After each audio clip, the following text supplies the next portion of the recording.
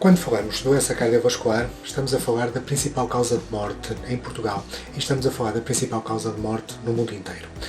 Na realidade, falar de doença cardiovascular é falar sobretudo de infarto, que tem a ver com a doença cardiovascular no coração, e de AVC, que tem a ver com a mesma doença, mas localizada nos vasos do cérebro. Ao longo da vida, o que acontece é que múltiplos fatores, nós chamamos-lhe os fatores de risco, vão condicionar que estas artérias comecem a funcionar pior, que elas comecem a criar aterosclerose, uma espécie de calcificação como acontece nos canos lá de casa. E isto vai impedir com que o sangue circule da mesma forma, até que a certa altura pode deixar mesmo de circular.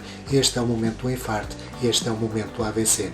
E o que vai acontecer é que todo o tecido, todo o órgão que está para lá deste sítio onde deixou de circular vai deixar de funcionar, vai morrer. Daí a doença cardiovascular, daí a doença do coração, daí a doença do cérebro.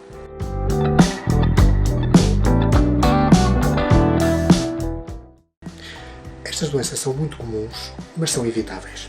O que se pretende é encontrar um ponto onde nós possamos atuar de forma a que daí para a frente o processo, que seria um processo de aterosclerose contínua, o processo vai evoluir de outra forma. E esse ponto vai depois levar a que o aparecimento do infarto, o aparecimento do AVC, de facto sejam menos comuns ou eventualmente não apareçam mesmo. Esse ponto tem a ver com os fatores de risco. Nós temos 3 fatores de risco que são perfeitamente não evitáveis e que têm a ver com a idade. À medida que envelhecemos, o risco vai sendo cada vez maior. Tem a ver com o sexo. O sexo masculino tem de facto maior predisposição para doença cardiovascular. E tem a ver com a história familiar. Quando nós temos alguém na família com doença cardiovascular, sobretudo em idades precoces, pois naturalmente esse é também um fator de risco. Mas depois temos a hipertensão, temos a diabetes, temos o colesterol, temos o tabagismo, temos o sedentarismo, temos a obesidade, temos todo um conjunto de fatores de risco onde efetivamente podemos atuar no sentido de que esta evolução para a doença cardiovascular não se venha a verificar.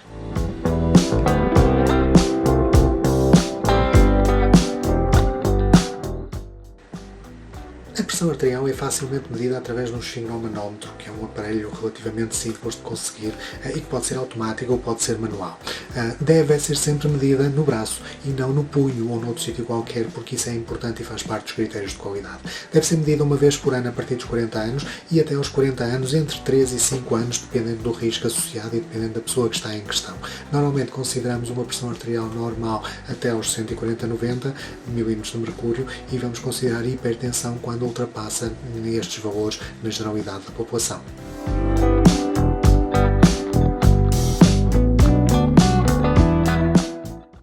O colesterol é um fator de risco muito importante da doença cardiovascular.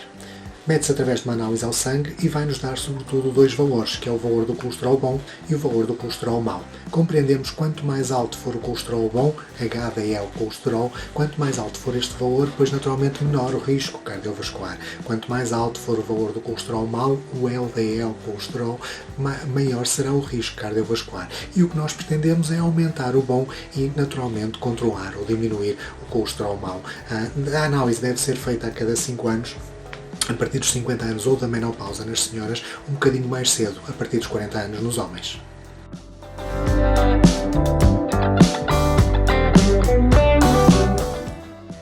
O tabaco é provavelmente o maior fator de risco cardiovascular evitável que nós temos. Além de provocar doença cardiovascular, é um fortíssimo condicionante da doença respiratória, nomeadamente da bronquite, e é um fortíssimo condicionante de numerosos cancros da boca, da laringe, do esófago, da traqueia, dos pulmões, do estômago, dos intestinos, do pâncreas, da bexiga, etc. Portanto, podemos dizer que o tabaco não faz bem a nada. O ideal é uma pessoa nunca começar a fumar. Mas se começar a fumar, atenção, há ajuda e há ajuda disponível e há consultas de estação tabágica e há numerosa medicação que podemos fazer para ajudar a deixar de fumar, porque efetivamente o tabaco não faz bem a nada.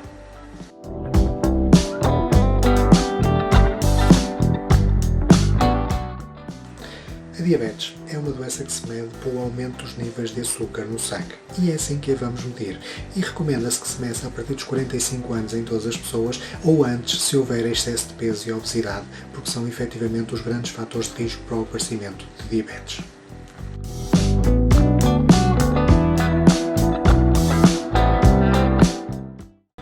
A obesidade condiciona fortemente aquilo que é o risco de vir a aparecer diabetes e, além disso, condiciona também doença cardiovascular, condiciona doenças nos ossos, nas articulações, condiciona numerosos tipos de cancro da mama, do estômago, do cólon e reto, que estão associados à obesidade.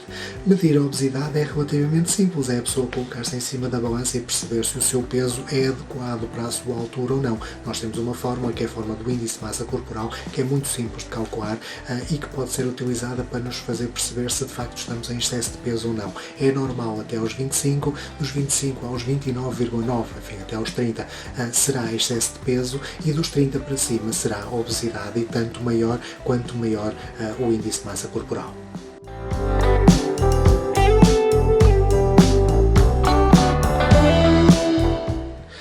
Faça uma alimentação equilibrada. E uma alimentação equilibrada é uma alimentação que controla, que é pobre em gorduras saturadas, nomeadamente de origem animal, e é uma alimentação que é rica em verduras e em vegetais. E é uma alimentação que controla a quantidade de sal que nós consumimos por dia. Na realidade, em Portugal, nós consumimos sensivelmente o dobro do sal que deveríamos consumir, segundo as recomendações da Organização Mundial de Saúde.